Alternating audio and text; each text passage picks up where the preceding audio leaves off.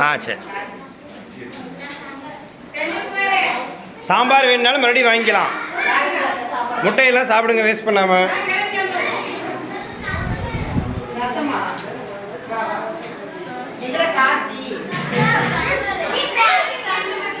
மித்ரா நல்லா இருக்குதா?